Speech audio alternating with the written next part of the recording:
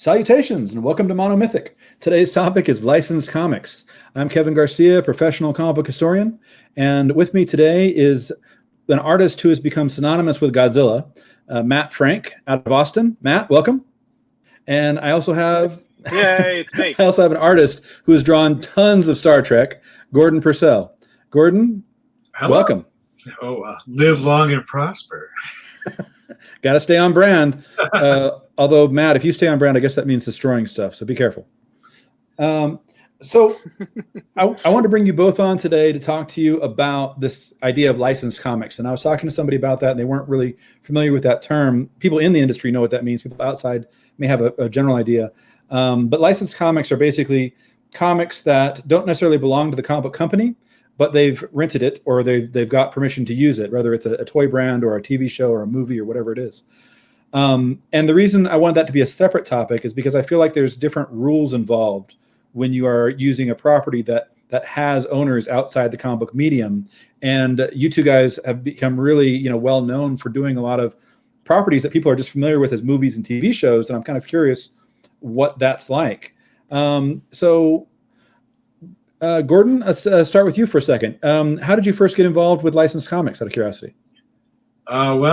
Actually, one of my first independent ones was Action Force, which was Captain Action. It's very obscure, but that was a toy line in the 60s and 70s, I think. But that doesn't count. What happened is at DC, I started drawing some short stories for people, and Bob Greenberger, the editor of Star Trek, said I could draw people pretty well.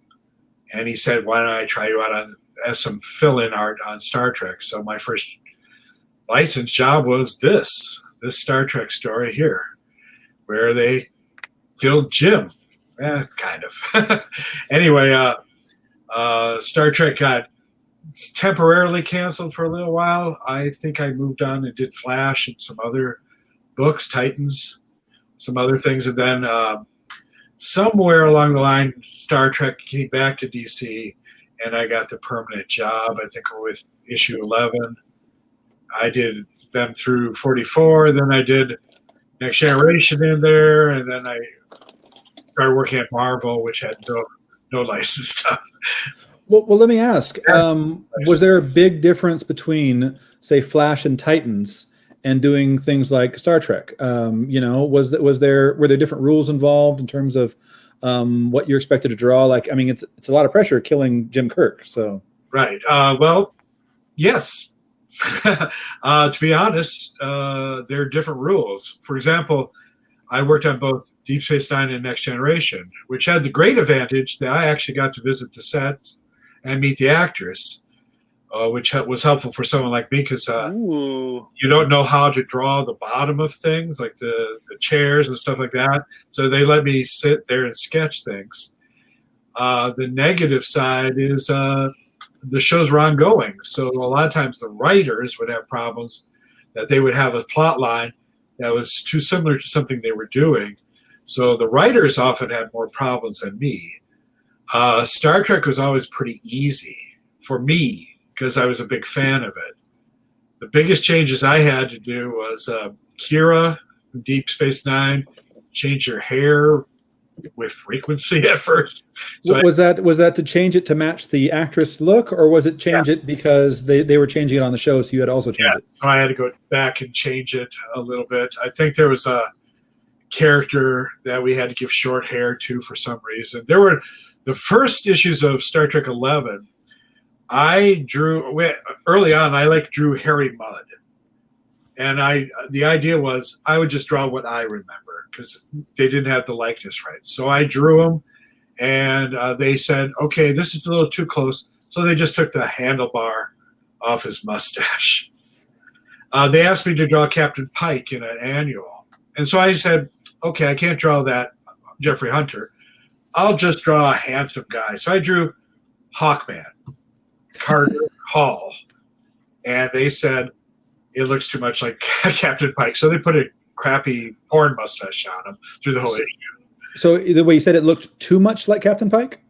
Yep, still did, because he was basically just a handsome guy. You'll find that, though, some of them are easier to draw than others. Like Dax, well, she's just basically Wonder Woman. She's pretty. So he has the moles and stuff. Or Scotty, who's just kind of a chubby guy. Some of them were very easy to draw. Other ones are not. Beverly Crusher wasn't as easy to draw, for example. Did you make her look too old? And see, that's kind of what I wanted to get into. But before I do, I want to jump to Matt for a second. Matt, you've also drawn actors from movies and shows, but you are most well known for the creatures and the monsters from those movies and shows. So can I ask you, what was that like, and how did that get started? And then we'll jump back to about the rules of everything. Real quick, back up just a little bit, because right towards the end of what you said, I had a little problem. So that's okay. The last thing you said? How did you get started with Godzilla? Just with just how did I come to work on license? How did that begin? Well, it's funny because when I was first starting out, I was just doing fan stuff. I was a Godzilla fan since I was a kid, and I'd like to draw a character. And that was a big nexus point for a lot of my personal creativity. Was monsters and aliens, and especially the Japanese variety. And it wasn't until 2010 when I would say that I got asked to do some official Godzilla work, but it was more that I found out that IW Publishing had rights and jumped on that and fired an email their way because they had a license. And so I'm freaking out, and IW that. And so I reached out, and I remember Chris Ryle, the editor-in-chief, said, "Matt, I'm at New York Comic Con. Hang on, I'll to you in a few days." And it turned out they were already planning on asking me because I had already worked with them. As I said, I had a bit established myself as having an online presence in the Godzilla fan communities. And their creative consultant on Godzilla, as well as one of their writers, Chris Mowry, and I already knew each other. We were already talking about Godzilla stuff and being like, "Oh my gosh, we should make a Godzilla comic one day." Little did I know he was sitting there in the IDW offices saying, "I really wish I could tell him that we're to have a license. Anything yet?" So that was how that started for me. And since then, it's really become a cornerstone of my career. I mean, I've worked on a lot of other stuff, but a lot of it comes back to Godzilla because that's how I did this until the last 5 years or so. But apparently I had garnered this following in Japan, and when Godzilla books started getting released over there, I started getting to there. And not just fans, but also professionals who worked on the films. And so I've gotten to go to effects houses or get the warehouses where certain artists still work on props and other things for modern stuff. I wasn't lucky enough to go to any of the original sets. I've gotten to know these people. I want to pause you a quick second, Matt, because we're losing you in the middle of these sentences occasionally, but we're getting most of it. It's mostly telepathy I'm getting from yeah. His face. Oh, you're getting okay, good. But I find it interesting that both you, Matt, and Gordon, both of you got to actually meet the people that were making these films. Gordon got to go on set for Star Trek while it was in process. You got to work with some of the Godzilla producers and stuff in Japan. I think that. I mean, a lot of people have done licensed books. I don't know how many people have had that experience, but I think that's a pretty amazing experience. Gordon, let me ask you real quick. How did that change your outlook on drawing the characters or the the sets after you physically had been there, or did it just kind of build to your knowledge already? Well, it did a little bit because I was able to see the sets. In in TV, a lot of it's in close-ups or medium shots, where I have to draw a lot of full figure people. So for me, I could draw their feet and I could draw the bottoms of the chairs. And it was kind of fun to go to some of them because there's a lot of little jokes, but because they blur the background a little bit, most people can't see them. But like there's a hamster wheel that powers the Enterprise, and Odo's thing had a lot of criminals, and they would be people you would know, like Gumby, or crew members and things like that. The best experience was almost everything has a hole in it because the camera goes through that, right? Yeah. There's one long corridor that I walked down that was lit. It was a corridor for the Enterprise. I went all the way to the turbo lift and shut it, and it's like, this is really like being in Star Trek because I did not see a camera. Where like when I got to sit in both the captain's chairs, but there's a big hole in the screen, for example. Because that's where the cameras are and everything. Yeah.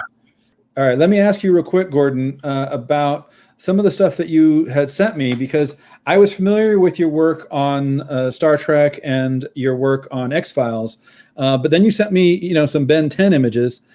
I imagine, do you get a lot of requests to do wildly different styles of art when it's different projects? Well, when I was at DC, I did a couple short Ben 10 stories, and I did things like the Justice League Unlimited. I think that's what it's called. The animated, yeah. Yeah, so I did a bunch of those for that office. So it kind of I was able to learn how to do that style. There's a lot of trying to follow model sheets and stuff like that. Working for DC was great. They were easy about things.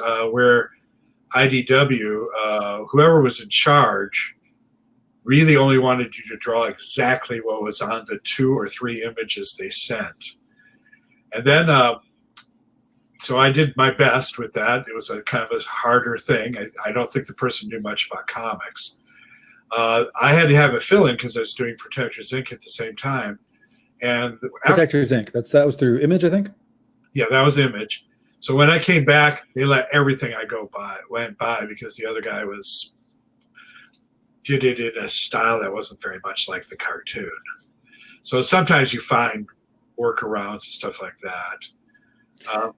Well, you mentioned that they would only let you use images of what had actually been shown, and that can also be an issue when it's not even that flexible.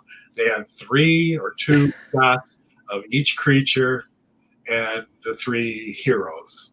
Well, yeah, but you mentioned a little bit earlier that with Star Trek, because it was an ongoing show, there were certain things you're like, well, you never know if that character is going to come back, so we can't do that kind of a thing. Right. At that point, they got a license deal with almost every actor living and dead to have their license. The same happened with the Batman 1966 project. Some of the actors were dead, but their families finally say, okay, you can have Commissioner Gordon or whatever. Yeah. They did that earlier with Star Trek. But when I started with Star Trek, they weren't even on TV except for the news shows. So I couldn't even see reruns. So I had to do it in memories. And then a friend of mine gave me some magazines. And so that's all I could do. Now it's a lot easier because they're actually screen caps of a lot of these shows. So you can really get a lot of detail. But when I started Google Images, yeah, research was really actually one of the harder things. One of the things I'm curious about is Deep Space Nine was Malibu, while Next Generation was DC. I know that changed pretty quickly, where it became under one umbrella. But Marvel. was that yeah, exactly? Well, it went under Marvel briefly. Was that a weird experience? I mean, were you going back and forth between the two companies? Were they wildly different in how they handled the property? 3. When our son was born, I was doing Silver Sable at Marvel and other fill-ins. I was doing DC Star Trek work, and then Malibu's Deep Space Nine. And at one point, I was doing a movie adaptation for Star Trek 6, I think. Yeah, Undiscovered Country. Yeah, and I was doing the crossover between Deep Space Nine and Next Gen and Silver Sable. So I did take off, I think, an issue of Silver Sable. But basically, I was just feeding a few pages at a time to each of the anchors. It was kind of plus learning how to get stuff together to be father and all that. So it was kind of I was younger. You can do a lot of things when you're younger. And that happens. Yes. Matt, you joining us? Yes. Can you guys hear me now? Matt, that is the best look I've ever seen you in. I like the tie. Thanks, guys. Yeah, I was looking around for my little webcam. So, I just said, screw it. I hardwired my modem into my computer. I'm using my professional microphone and my professional headset now. The only problem is, like I said, couldn't find my webcam. So it's just going to be Dapperzilla at the moment. Hope that's okay. That's fine. You know what, Matt? This actually works out because speaking of Dapperzilla, there's a question on the comment section, which kind of ties to what Gordon was saying earlier. Gordon was talking about how when he would work for different companies, they'd have different rules about how you would handle licensed property. But we got a question here from Hector Gonzalez Rodriguez III. Hey, Hector. And he's asking about when you did the Gamera, I can't say, how would I say that? Gamera, you're good. Gamera. I love the show, but I've just never really thought about saying it out loud. I don't know how that works. It's fine. Well, they say it several different ways. It's true. Was there a difference between working on, say, a collection cover like that versus working on an ongoing comic versus working for, different property owners? Oh yeah, like all the property owners. Actually, the image you have up is pretty spot on because, so for example, the one you have the Shin Godzilla poster that I worked on, which is the one on the left. That was an official promotional poster for the 2017 release of the 2016 Shin Godzilla film in America. I love that movie. It's a great crash course in Japanese politics, which is why I like it, and why my friends don't like it. Yeah, no kidding. It's a Godzilla movie for Star Trek nerds, I'd actually say. But anyway, that poster took 7 months to approve. And and normally if you're working on a comic, the turnaround time, it has to be a lot faster because you're working on a monthly schedule. Yeah. So certain things need to be changed or altered kind of at the last minute. Whereas I don't think Toho was expecting us to do a poster for Shin Godzilla, like an exclusive poster. Wait, who is us? Is us the studio or us the comic company? Me and Funimation. Funimation was the distributor in America. Right. And they weren't really expecting that. So they were like, oh, geez, well, what do we do with this? So they had to get it.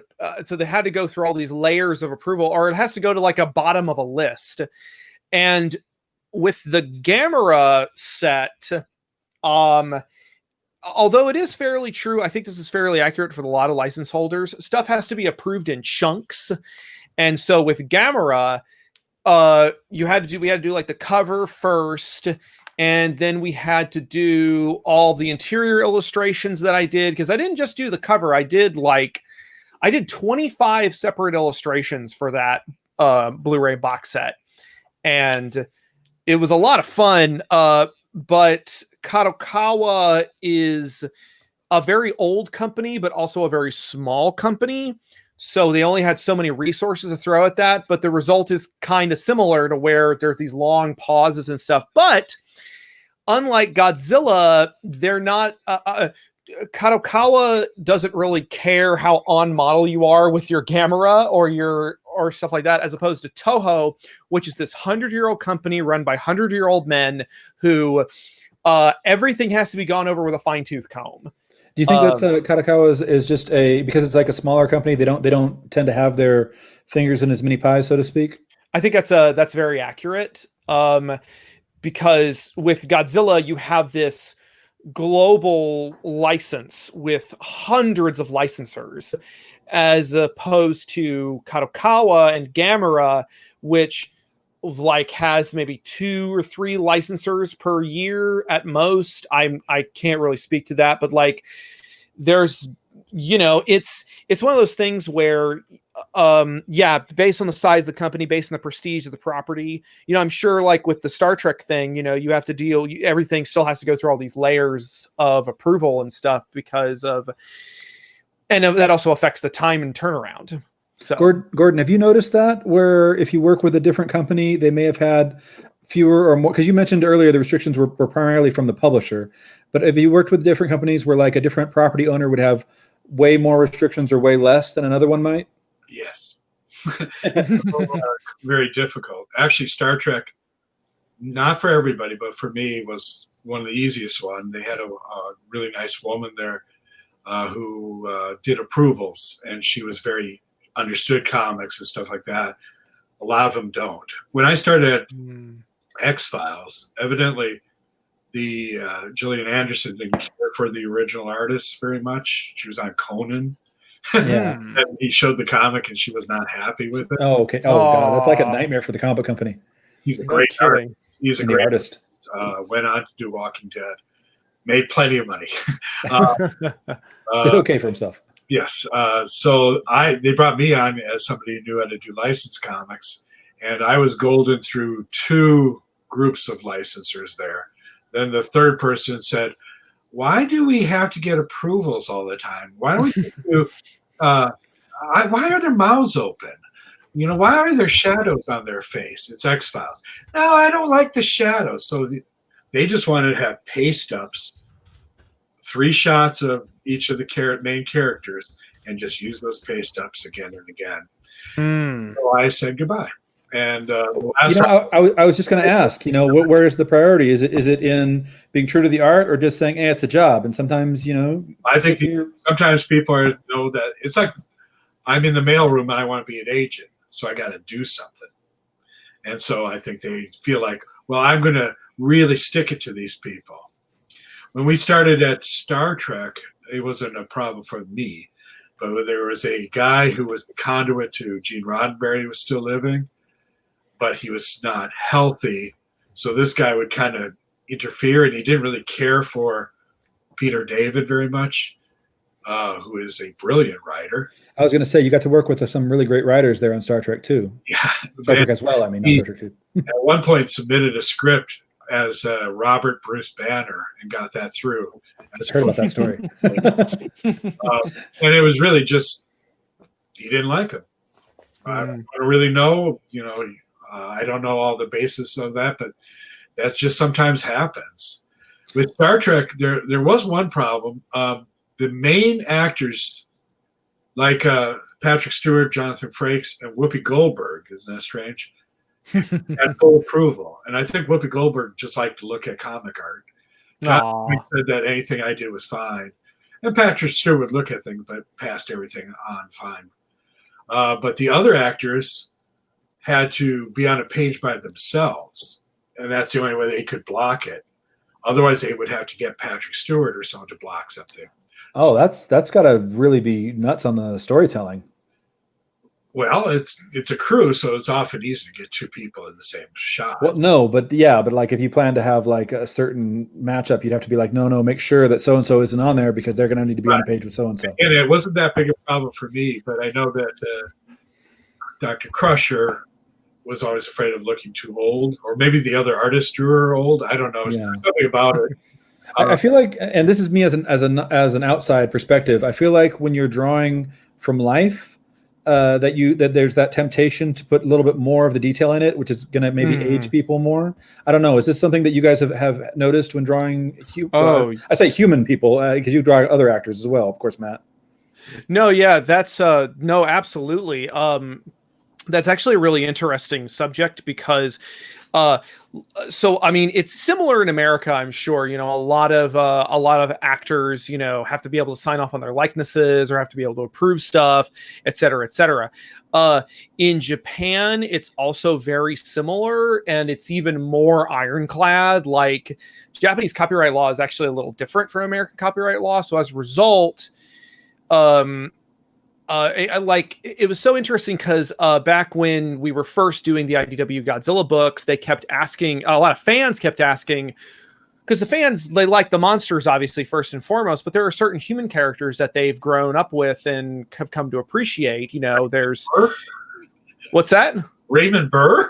I was wondering about that one. Yeah, there's. I mean, Steve Martin. Yeah, the Steve Martin character, Raymond Burr. There's the psychic woman in the '90s Godzilla films, who is a fan favorite for a lot of people. There are the aliens from Planet X. Yep. There's The Nick Adams. twins. Nick Adams, yeah. Nick Adams. There was the twins, the Mothra twins, and et cetera, et cetera. Those characters are very iconic in the fandom, and people kept asking for them. And unfortunately, not only could we not use the actors' likenesses, a lot of actors, we couldn't even use the character names. Really? Like we would have to get special permission from the actors to use those characters. Like, I can't imagine the kind of legal hoops that Legendary and Warner Brothers had to jump through in order to get a Dr. Serizawa character into the new Godzilla movies. Yeah. Because that was a role portrayed by this particular actor in the original Godzilla. And so, but it's funny you mentioned like drawing from life and making a character accidentally kind of look older, because I have a quick personal story that I think you guys would really get a kick out of. A friend of mine took me to a cafe in Tokyo. I try to go to Tokyo at least once a year. This year it was supposed to be 3 times, but that sure did get shot in the foot. But there's this actress who was in Ultraman, one of the Ultraman spinoffs, and she runs a little cafe in Tokyo, and it's a lovely little like French cafe, and she is very sweet and has she when I walked in, I noticed she had this display case kind of out in the open of all of these all this memorabilia from the show she was on, including a bunch of drawings from different artists of her character. So I sat there for about half an hour and cranked out a quick sketch of her based on her, just so I could present it as a gift. And then I realized that I had leaned a little too hard into more of an American comic style, which a lot of Japanese people, especially older Japanese folks, are not familiar with. Like, they don't get it. They're used to the manga style, the very simplified facial features, and all the women are very youthful looking and very cute. And I made her look a little too intense. And she was very good humored about it, but she said, "Oh, kawaii," which means scary or intense. And I'm like, crap. So 2 years later, which is to say this past February, I went back to the cafe and gave her a new drawing in Japanese style and more of a manga style, and said, "Here, I have to regain my honor." So she was very appreciative, though. She said that it looked like it back in 1972. So that made me really happy that I was able to do that. But yeah, so I totally get that, where like likenesses are a big sticking point, and because of the way our society works, it's a big sticking point for women especially. When I was in Star Trek, we often, though the ones where they were in the movie uniforms, I would actually thin them down a tiny bit. Nice. Just be gentler on them, unless they're supposed to be an aged character or something like that. But yeah, and I would often, at that time in the 80s, 90s, they would often have people like 8 and 9 heads high. We measure height through the size of your head. I have a head, but and when you say heads, are we talking more about like superhero proportions or normal human proportions? Because superhero proportions tend to be a little bit larger. Right. So I would add a half a head to most of their body, so they weren't quite as short. Those were the little tricks I would do, just to make them look a little bit better and more superhero-ish. I don't do that as much anymore. Often the Star Treks I have done recently were set in the 60s on the TV show, so they're in great shape then. Yeah, there you go. Speaking about doing celebrities set a little bit farther back, I was going to bring up this Godzilla art right here. Yes. Gordon, what am I looking at? Well, I did do Godzilla at Dark Horse, and this was based, the first graphic novel was done by Art Adams, So you can see that I did some of the art to look a little like Art Adams' version. And I got to say, Matt, please don't be offended, but until you, Art Adams has always been my Godzilla. From back in the day, that was always where I thought about. Dude, say no more. I mean, same for me, man. And then when Gordon sent me this art, the first thing I thought was it feels like it's got that Art Adams feel to it. It's got like the intense detail on the scales and everything. Yeah, if you saw the characters, he had a little kind of Godzilla task force. Yeah, the Godzilla Force. Yeah, I didn't really show you those pictures, but those characters look a lot like Art Adams' characters. Yeah, I think this is in the teens. Like this is a later issue because yeah, I actually, so those comics were coming out back when I was in elementary school, and I I know, I'm thinking the same thing. But I still have my copies from when I was in elementary school. I have them in the same bags with the same torn up plastic because I wanted to always keep the tape on them.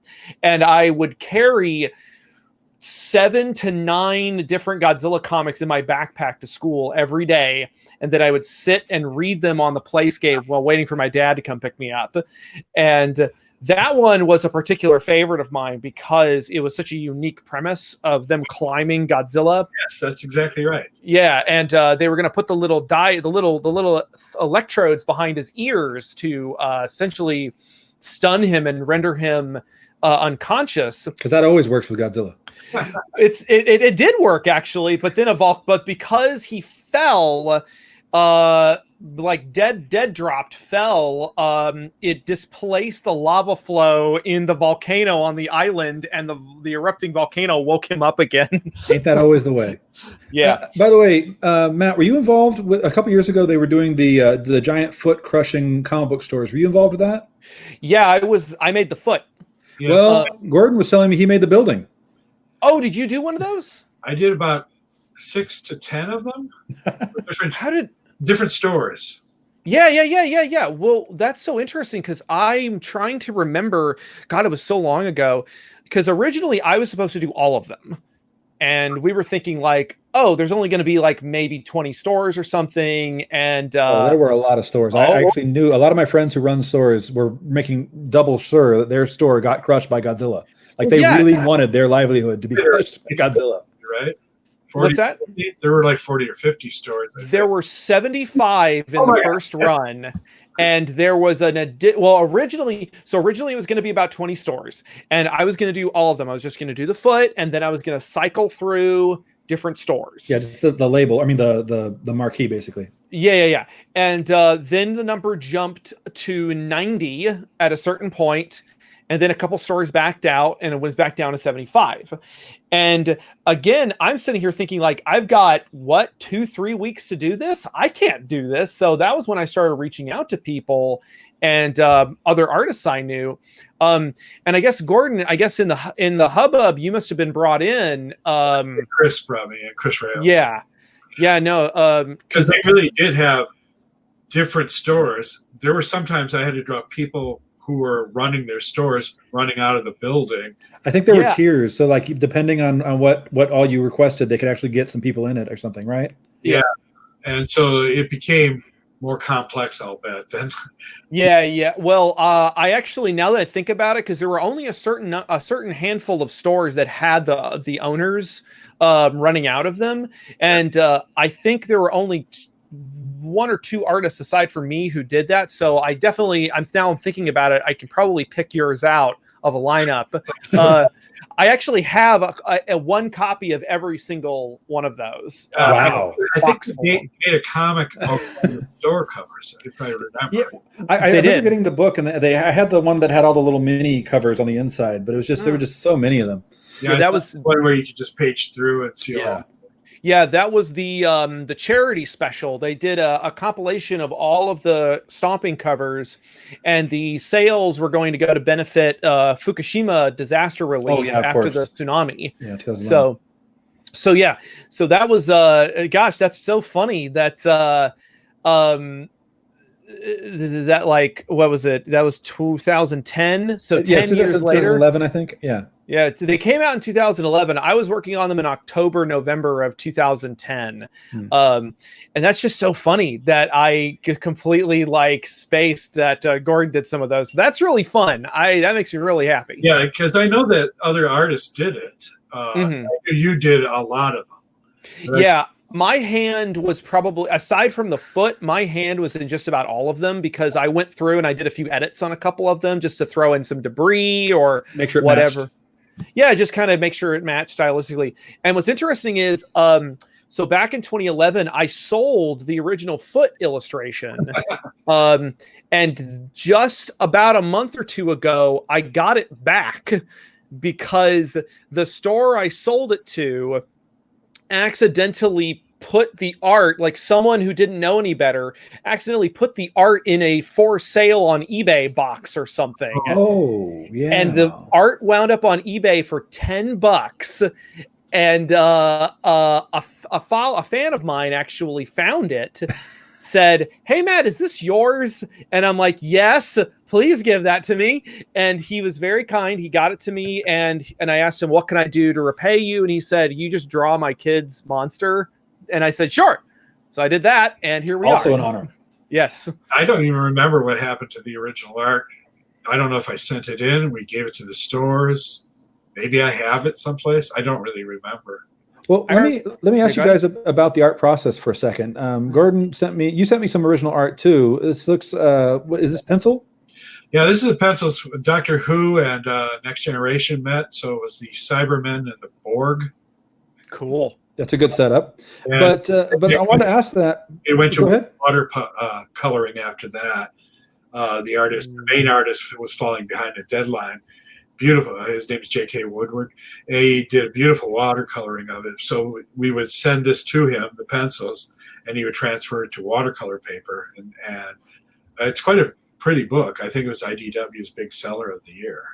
Nice. Matt, when you're doing like regular issues, are you working digitally or are you working with physical media as well? More and more recently, I've been doing stuff digitally, but I still find it to be kind of a slow process for me because I keep fiddling with it. I prefer pencil and ink because that's how I learned how to do it. I sort of came up right when digital art was really starting to take off. So all my colors tend to be digital. I tend to, just draw, ink it, and then scan it and color it. But yeah, that's typically how my process works. It also means you have originals to sell if you're going to a con or you want to post stuff online or whatever. Well, that's what I was wondering because when I don't remember anymore. Cons, it's so long ago. Oh, I know. Well, honestly, that's why I've been doing these things because I have become.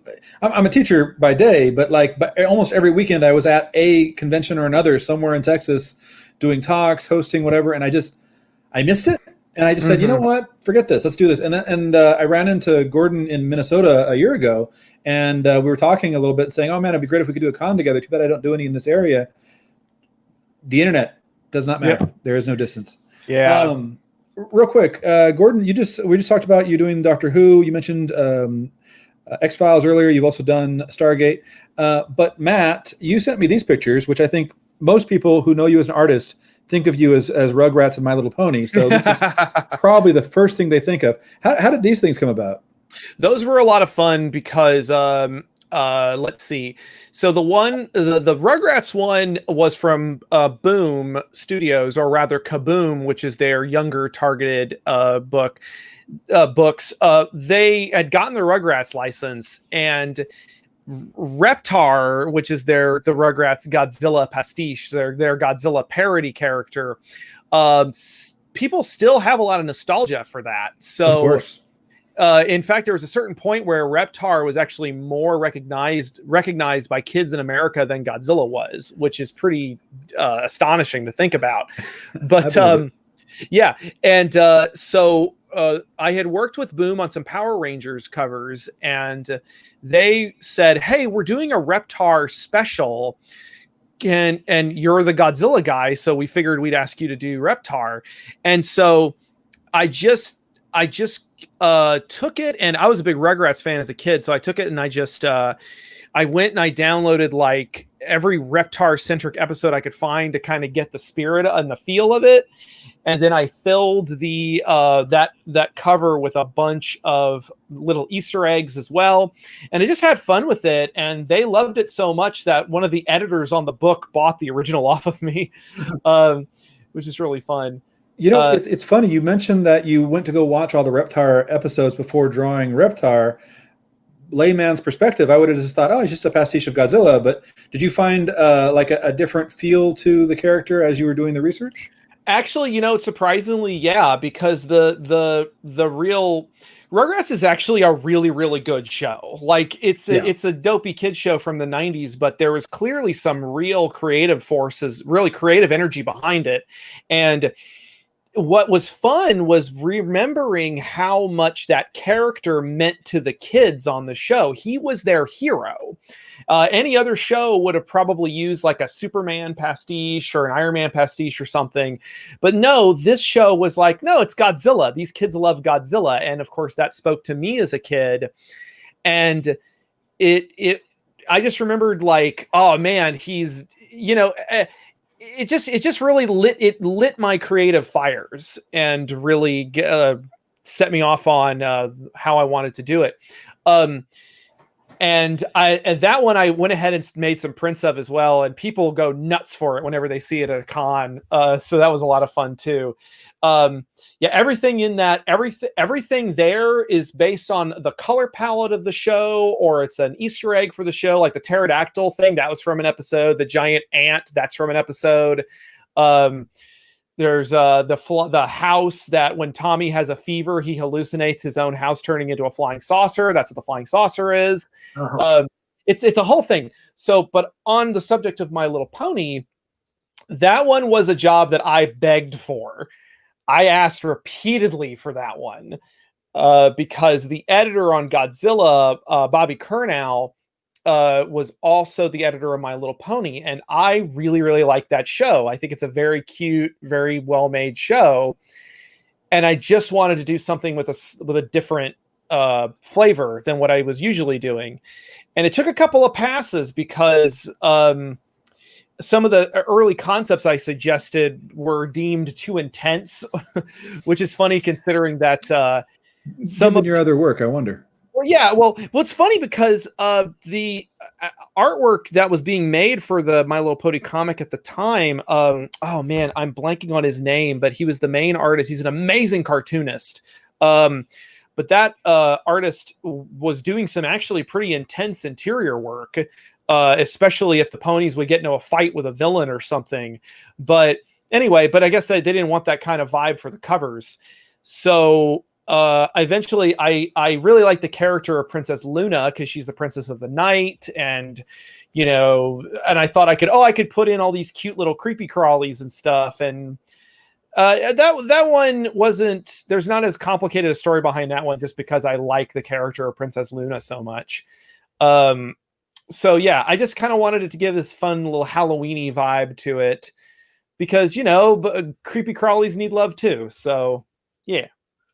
Nice to hear, Brony. Yes, you damn right. Nothing to be ashamed of, man. That's a good show. Gordon, I wanted to ask you actually. You mentioned earlier Ben 10, and you were saying how there was you had to alter your style working on that or on Justice League Unlimited. Did you also do a show or a comic called Mad Dog for Marvel? Yes, that was based on the third show from Bob Newhart. Yeah. Just for anybody not familiar, Bob Newhart has a series of sitcoms, right? But one of his sitcoms in the 90s was specifically Bob Newhart as a comic book artist creating his own comic book.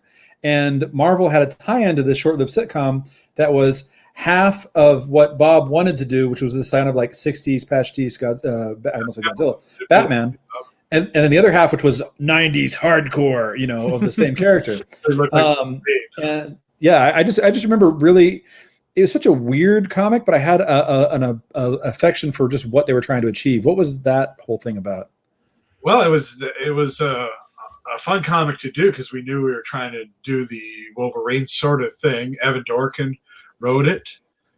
Ty also did Bill and Ted comics at the time. Yeah, and so and Ty Templeton did the art on the good looking, Wayne Boring kind of art. I thought it was kind of a cute thing. They were good issues. It was a flip book. It sold okay. That might have been the only. They did ask me to do something at Tech Wars. Yeah, that was the William Shatner series. Yeah. Almost all the other things they did there were superheroes. Well, that's actually getting back to the topic of doing licensed comics versus non-licensed comics. Both of you have done a lot of work in licensed comics. Both of you have done some stuff outside of that. Is there more freedom? Is there an appeal to doing the non-licensed comics where there's, the company has entire control over it, so you can do whatever you want? Hopefully the editor says, okay, I guess.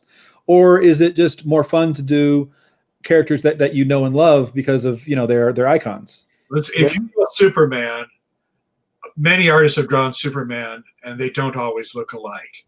William Shatner has to look like William Shatner. That's so true. there is more freedom drawing just a superhero book. It's also what I think most people have grown up with.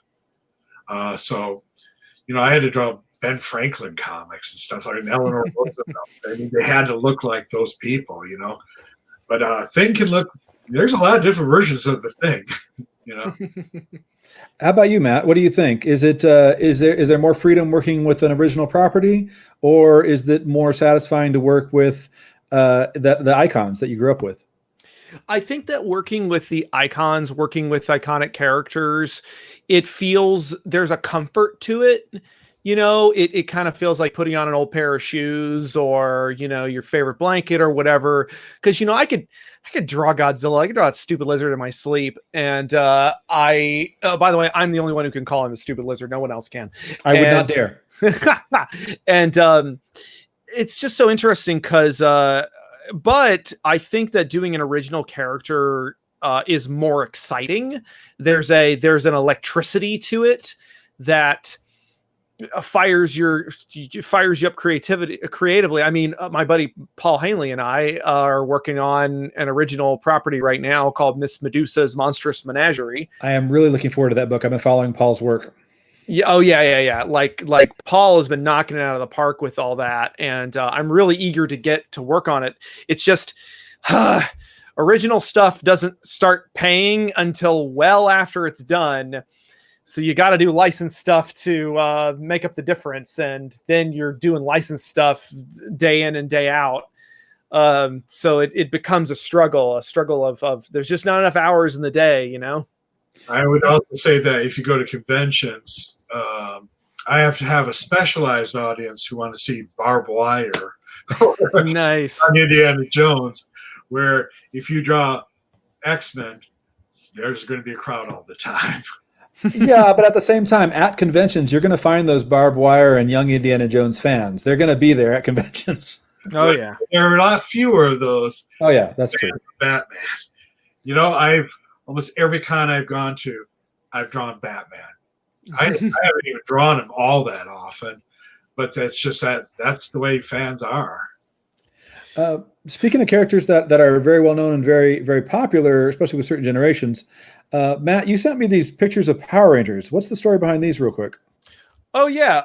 So the one on the left was a concept sketch that I made because I was reached out to by one of the writers on so Max Landis actually reached out to me about that. And this was years and years and years ago, back in 2013. And he was working on a draft or what's the word? He was working on a treatment for the Power Rangers movie. Yeah. And Max and I have known each other for a long time up to that point, but he tended to blip in and out. But then one day he just called me up and said, "Hey, I really need you to do some concepts for me based on my treatment." And I said, I'm in the middle of working on Godzilla comics right now, bro, but I made a little time for it just so he could have something for his pitch. So I did a quick Rita Repulsa, and his original treatment had Rita not so much as the cackling space witch played by an over-the-top Japanese actress, as it was more like something a cross between like a Skeksis and Wicked Witch of the West, really something really scary and an alien witch monster. And obviously they didn't go with that. They went with, what's her name? Elizabeth Banks. They went with dominatrix Elizabeth Banks, which I'm not complaining about, but the 601 half dozen of another. But the one next to it, which is the Goldar, that was more me taking the concept that was in the final film, which was kind of look like a big naked guy covered in cheese, and applying the original Goldar Grifforzer design, which in the Japanese series was supposed to be like a manticore creature. And I wanted to take that logic of him being a golem made out of gold and other detritus and make it look like the original character, make him look scary, make him look like the version in the film is not scary. It's not interesting. He's gold. It's gold and that's it. And that's kind of lame. Actually, I actually did a Power Rangers when Marvel had the license. Really? I'm not sure it got printed in America. Marvel was going through bankruptcy, but I think I was going to say that was the mid-90s when they had the license very briefly. Yeah, I think it might have got published in England and Europe. Interesting. I do have the art from it. It was all finished, inked and lettered and all that. Wow. Once in a while that kind of stuff happens. Oh, yeah. Gordon, let me ask you a real quick question before we kind of wind this down to the end, I guess, because you've done a lot of different licensed characters. Is there a license that you've never done but you would love to have done or love to do in the future? The only Star Wars I did was for an activity book with the Phantom Menace. Still counts as Star Wars. Still does, yeah. It was approved and all that. I would like to do more of that because, that's the big one. Matt, how about you? Is there any license that you haven't, or like you did both Godzilla and his biggest rival, although I don't think they've never met in a movie, strangely enough, Gamera, but is there any license that you would love to tackle? Well, I'm currently working on a couple of Ultraman projects, which is pretty exciting, because I've been working, I had been working with Tsuburaya on Redman. Tsuburaya is the company that owns Ultraman. They're really trying to expand into the States to do more Ultraman stuff. And I'm getting to be involved in a lot of that, which is really fun. There's a lot of little properties I want to work on, like weird, obscure stuff that nobody knows about except for me and like 20 guys in Japan.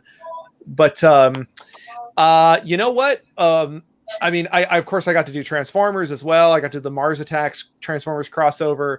So I've got to do a lot of fun stuff from my youth and from my childhood. But one thing I desperately want to do is Devil Dinosaur and Moon Boy. I'd love to take a crack at that. I'm a lot of fun. Yeah, the Devil Dinosaur and Moon Girl comics are out right now. They're fun. I kind of softened on them a little bit because I didn't like them when they first came out. I think they have a lot of potential. I think there's a lot of potential with Devil Dinosaur and Moon Girl. But yeah, there's something about the Kirby Garden of Eden and another planet sort of situation thing going on, which is just it's got its own different little appeal. Yeah, I just really want to work on a super anachronistic, scientifically inaccurate dinosaur book where I get to throw in a bunch of cavemen and giant ants and stuff. That's Kirby for you. Oh yeah. By the way, we had a question. The very first question we got from the comments was from Javier Gaitan asking, Matt, can you do the Godzilla scream? And I'm curious, is this something that you do? It kind of depends on the version. Hold on, because you could do like the lower guttural run from 1989, whereas, or you can do the higher pitch like that. So you're welcome. Just want to get Dapper Godzilla doing that. If you don't mind, I do want to plug something. Please. Yeah. Aftershock is a comic company. They're doing a retailer benefit comic. And I did a story for that written by Steve Orlando. Quite nice. And there'll be a collection of stories, and it is to raise money to help the stores out a little bit. Do you know the name of the collection or what people could look it up under? Benefit comic is for benefit retailer comic or something like that. Okay. Well, I'll look it up and I'll put a link. I'm going to post this on YouTube later, so I'll try to put that link on YouTube as well. When it's coming out, but I finished mine about 2 weeks ago, so I assume they're trying to do the best as possible. I think that's kind of where we being a comics industry kind of all are right now, wanting to help out the retailers, help get the industry back on its feet. Yeah. I Marvel, did your picture too for a California retailer benefit. Yeah. Marvel just put out their first weeks of new comics this week, only about, I think, 5 issues, but it's a start. I think Image is doing that maybe next week. I'm not sure when Image is starting, but everybody's kind of trickling back in. So, aside from all of the other stuff to worry about right now in terms of health and general public, individual businesses, especially the smaller retailers, I said it right this time, or publishers, that's something that we got to support each other. And that's kind of why I wanted to bring on artists whenever I do these things, because I know a lot of my artist friends, they would have spent the last couple of months at conventions selling art, and those conventions just haven't been happening. So anytime we can, just promote and mention them. To be honest, do it. most of the companies have gone into low mode. Outside of DC, either they've cut their output or they've laid people off. They're not putting together things. DC is the only one that I think actually kept putting out comics, so they'll actually have a bunch of comics. But I think DC and Marvel were mainly putting out trades and older issues, is what my understanding. I don't think they've had a lot of new. They've been doing issues of everything. They're just in the bank, so they got ahead on deadlines. And Marvel did that for some of their bigger books. And I think a lot of the other companies kind of just cooled their jets for a while. Just waited, yeah. Yeah, I mean, I actually participated in the BINC Foundation's Creators for Comics charity a couple weeks ago. I mean, I think they'll take donations whenever, but I did a quick piece of art on Twitch and wound up selling it for. We raised $550, so nothing to sniff at. Which is funny because it's actually a fan in Japan actually bought it, and now I've got to figure out how to get it to him. Because that's all messed up right now. But I'll get to them eventually. Working. They're just different. Well, guys, I want to thank you both very much. I'm gonna sign off real quick, and then, like I said, this is gonna go up on YouTube later with links. But I wanted to thank you guys both very much for coming. Gordon Purcell, Matt Frank, it has been amazing having you. You guys have done some of the books that are just some of my favorite characters. Godzilla and Star Trek especially are just two closest to my heart. But thank you guys very much. And for everybody else, just keep making myths.